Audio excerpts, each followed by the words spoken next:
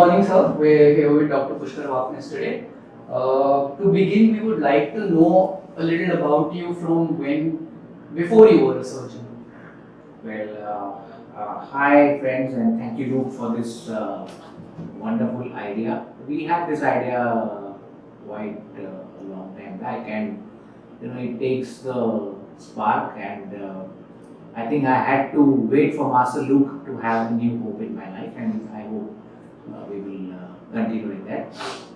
So basically, I was born in a simple Maharashtrian middle class family where my father was working in Philips and my mother was a school teacher in the same school. So we used to go to school together and come back from school, and I was the average middle class Maharashtrian boy. I never got more than 70 to 75% in my class because I was in the sort of A division of the school, and I was the last of the last of the scholars, as you can put back. And then you have your standard 10 standard marks, which gets into college, and at that point of time, if you get marks more than 85%, then automatically you are entitled to science, because all the 85% people go to science. I also had an interest into science, so we got into science, and then obviously we wanted to do something like either engineering or medicine. And then on 12th standard, when the maths came and when the ellipse and parabola happened, y square equal to 4ax, they caused nightmares to me, and I realized that I cannot become an engineer. So I had no choice but to take for biology. And by that time, it was too late for me to join any biology classes because they were all filled up in the 12th standard. So I just scratched and studied whatever I could, and then we landed up in the 12th standard marks. And my story is exactly same like all the middle class boys all across in the 90s, where you get 1 mark less than the cut-off admission to the last seat of the government college, and then you join dentistry. Right. So dentistry was, as for everybody, just an accident because we did not get into medicine. Right. So where did you grow up, and how did the influences in the areas that you grew up, how did they influence your early life? It is a mixture of growing up. So in the first 5 years of my life, I don't remember it, but I was in Chennai because my father had a transferable job. So I was living over there, and then we came to Mumbai and we stayed in Chembur. And the area in Chembur was a typical Mumbai house, 2-bedroom, lots of neighbors around, but it was not very upmarket, as you can say. So I really don't have any formative memories of that time, but I do have memories of being an avid reader because my father used to subscribe to Champak, Target, Amar Chitrakatha, Mandrake, Phantom, all these things. All the 90s. Yes. Earlier. And whenever he used to travel, he used to get a Tintin for us, which at that time was costing around 18 rupees and 22 rupees, and I have seen the cost of Tintin grow. So we were very, very avid into reading, and I think that is somewhere where the imagination got inculcated, because we read words like Mandrake gestures hypnotically, and he had this place called Xanadu, which was a massive resort and a villa and a swimming pool. So all those kinds of things just start hitting into you subconsciously. And then the major jump for us happened when my father had a promotion and he got a bigger house from the company, and it came to the posh area of Cadle Road, which is near Shivaji Park, just opposite the petrol pump and 2 buildings away from Hinduja Hospital. So when I went over there, the kind of friends which I encountered just completely changed my life, because from having people of a different socio-economic strata, now I went right into a different zone, whereby I started listening to Metallica and Iron Maiden and Ozzy Osbourne, and there were influences from Guns N' Roses, Cyndi Lauper. We had people from diverse backgrounds, stockbrokers, business owners. So what happened was, it was a complete bombarding at the right age. Right. So in life, it is very, very important for the right things to happen to you at the right time. So I feel the movement in my age standard, whereby you have some ability to sort of comprehend the influences, Right. hit me at the right time. Right. And that completely changed our lives. Right. So getting out of 12th and this accident called dentistry happened in your life. How were the 5 years of dentistry? The first 6 months were very difficult to digest, as is the case with everybody. Right. And my father was in service, and I had a chance to get into a private college, which is D.Y. Patil or Ramravati at that time. But the fees was obscene. Right. So I remember saying these words to my father, that you have ruined my life just because he did not have the money to pay for my fees. And my father is 70 and he still remembers those words. So it realizes that as children we say so many things to our parents which just stays with them. Right. Now as a father, I realize that it may not have been possible for him and to have your young son say a few words like this. Right. So dentistry for the first 6 months was just adjusting that and coming to terms with the fact that you're not going to get whatever you want. And this was a very early lesson I learned in my life, and it kept repeating to me all the time that I rarely got what I wanted. Mm-hmm. So I did the best from whatever the hand was dealt. Right. So Naya Hospital was the municipal college. It was the topmost college in India. And there were people who would be glad to get into Nair, but here was me because I felt, I should have won. Right. So it was a paradox. Right. And now you go through a couple of years, you're introduced to clinics. How did oral and maxillofacial surgery happen to you? Actually, it is quite a accident, and we had a final year's exams as final first and final second. Okay. So in my final first, there were subjects of ortho, pedo, community dentistry, and oral medicine and radiology. So what happened was that I stood first in the university in ortho, in pedo, and in OMDR. Okay. So in ortho I had got around 164 on 200. In pedo I had got 160 or 200. So what happened was that since fourth first, okay, my mind and everybody around me was like, tu to ortho lega, because the topper takes ortho. So mentally, I was already an orthodontist. Right. I was already an orthodontist. Were you inclined to the field though? Not really, because everybody knew that orthodontist is the best money-making field. So without knowing, everybody just wanted to go there. Right. And it was a trend that the number one person goes there. Right. So I am the topper, I will go there. So I really had no idea. I liked the subject, but I did not know what are the nuances. And obviously oral surgery extractions, everybody likes exodontia. And then fourth second happened. And by the grace of God, I again stood first in oral maxillofacial surgery as well as perio. So I had a choice of 5 subjects which to choose. And then internship happened. So for a period of 1.5 years, I was living in a alternative reality where at the end of my internship, I was coming back to Naya Hospital and becoming an orthodontist. Right. So Dr. Pushkar Wapnis could have been an orthodontist. Could have been, but as John Lennon says, life is what happens to you when you're making other plans. Right. So when the seats opened, I realized that out of the 3 seats in ortho, 1 was for all India candidate, and the 2 were for other candidates, not for open merit candidates. Okay. So what happened was, essentially it meant that I was not getting ortho, and I was devastated to say the least. Right. Because a 21-year-old guy, a young man who has his dreams of being an orthodontist and so on and so forth, and more so by the set of people around him who kept reinforcing an idea like Inception, saying, your life is made, your life is made. Suddenly when you realize you've got nothing to do, then you say what to do. Right. So I had a choice. I could take a drop and take ortho the next year.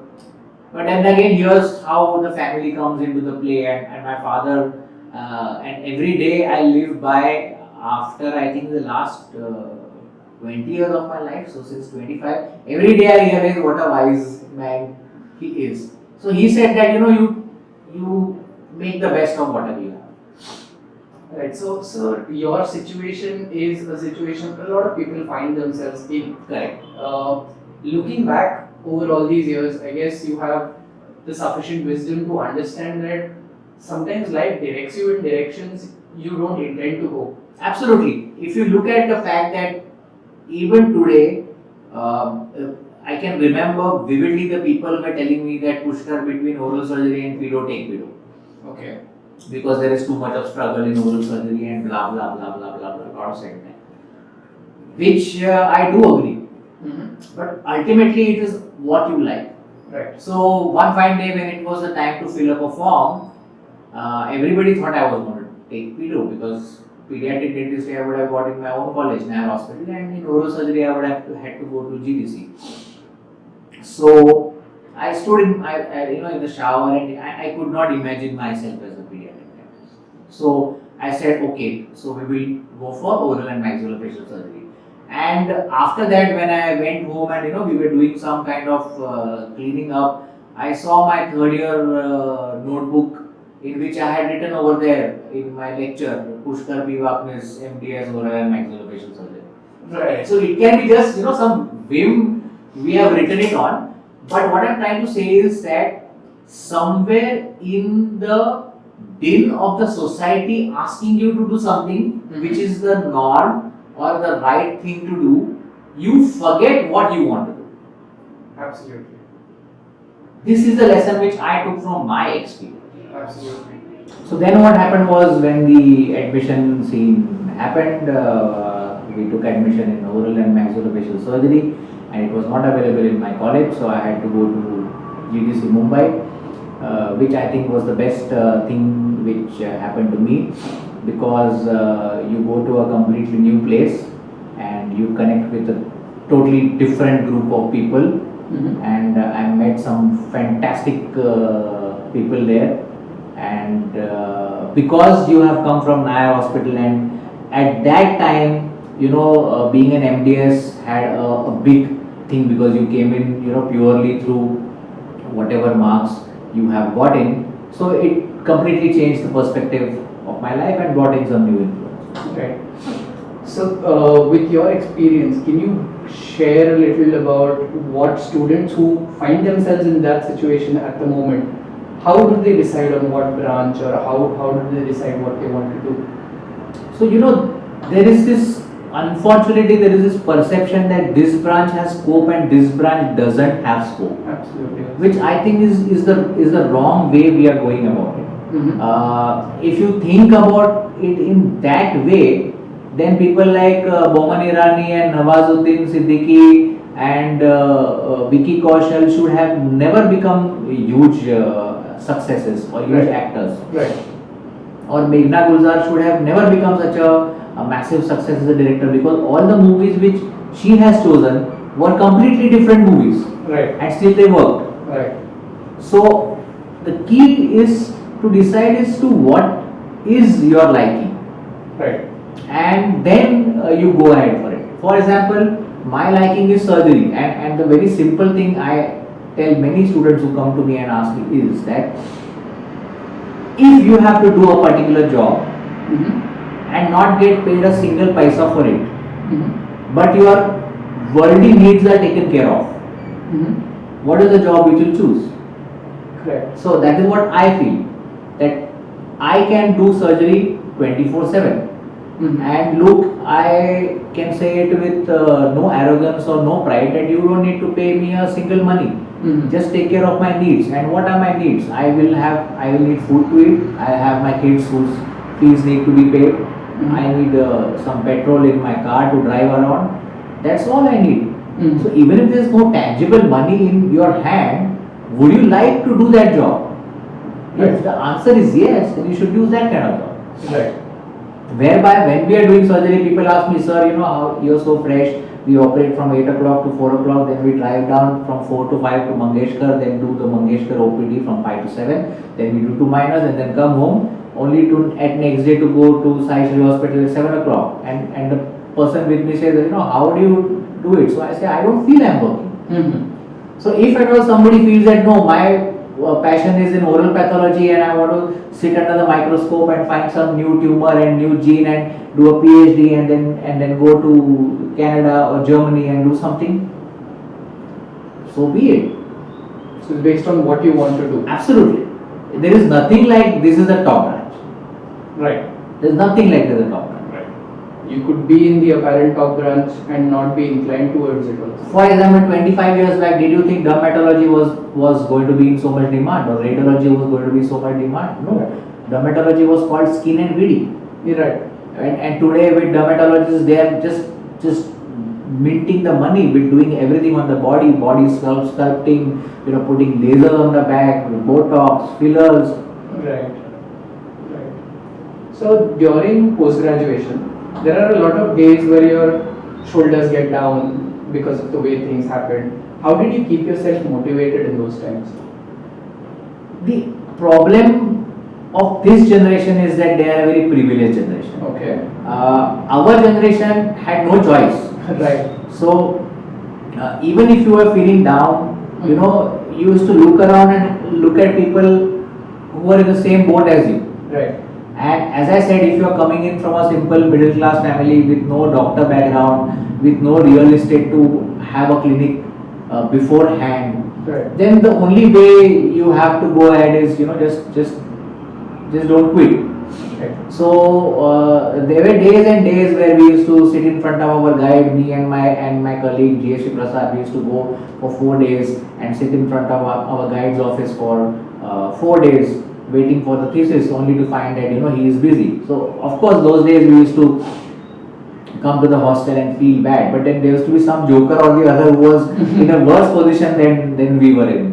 Right. Or some joker who was celebrating his birthday, so we used to go over there. Right. So we really did not have much time to dwell over these things because there was no media, Right. there was no immense pressure on us to, how do I put it,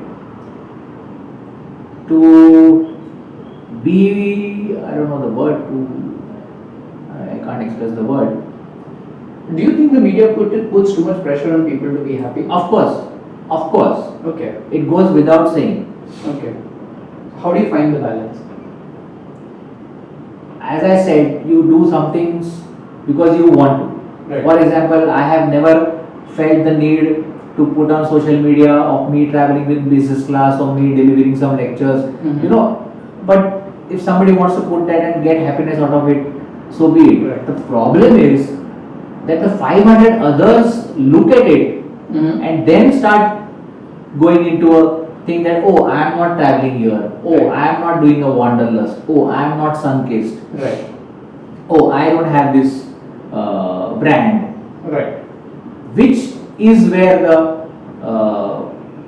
the problem arises. So at that time, our birthday party was just buy 2 old bunks from the wine shop and come in the hostel and just drink, and that's it. Mm-hmm. Today's concept of a birthday party is totally different, and then I can maybe interview you on the birthday party concept.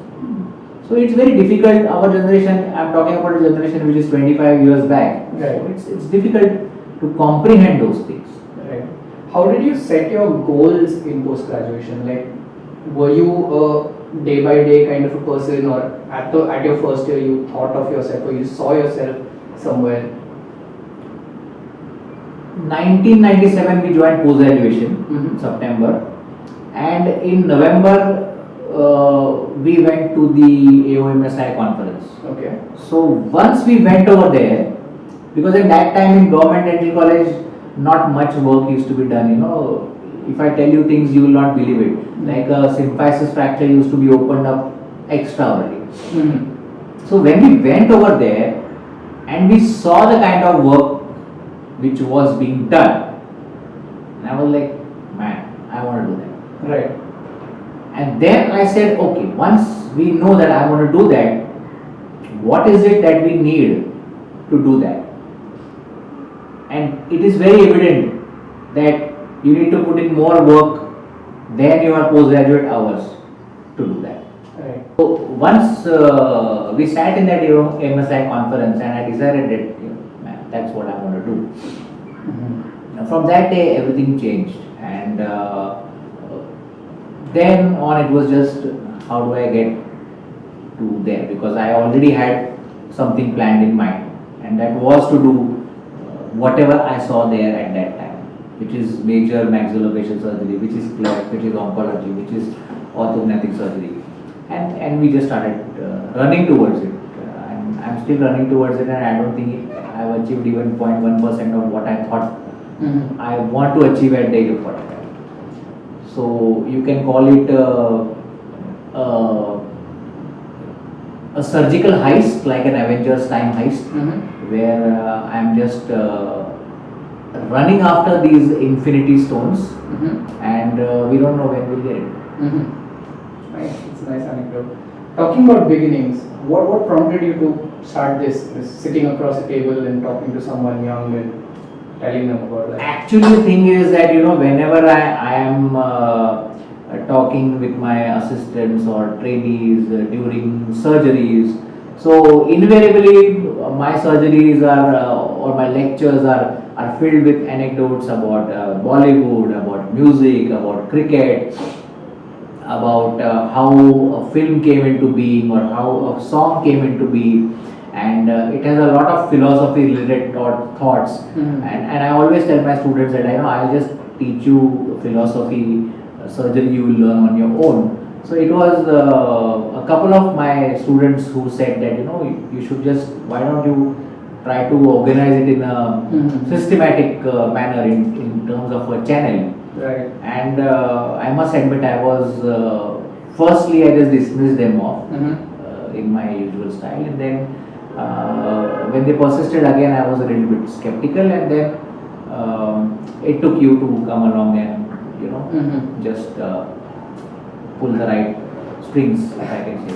Right. So life will always guide you to something it needs you to do. Obviously, see, you first of all, I want to tell people in this, especially in this atmosphere, that you should change your thought process to life is good.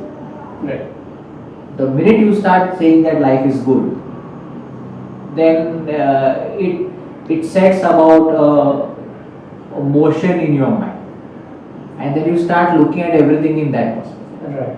The minute you start thinking about life is drab, then everything starts revolving around that aspect, which roams into your subconscious mind. Right. So even though it could have been in such a way that even though I did not get admission for post-graduation in the right branch, there could have been people, and there were people who were giving me advices that I should go to court and do this and do that and take a drop. So, but at that time, it is very important to realize that the bird in hand is what two in the bush, right, which is the problem with the current generation, because you are spoiled for choices. Right. So, like for example, if at all somebody has to take a seat in pedo, he'll say, "मैं यहाँ रुके, यहाँ रुके, यहाँ रुके, यहाँ रुके, यहाँ रुके." You know, you will like, pedo. Where it's available? It's available in Mumbai. It's available in Pune. It's available in Nagpur. Okay, I am from Mumbai. That's it. So, spoiled for choice is in fact the problem. The minute you have limited choices, it's easy to make a decision. Right. Right. So thank you so much, sir, for your time, and that was episode 1. We'll join you again next time for another interesting discussion. Thank you.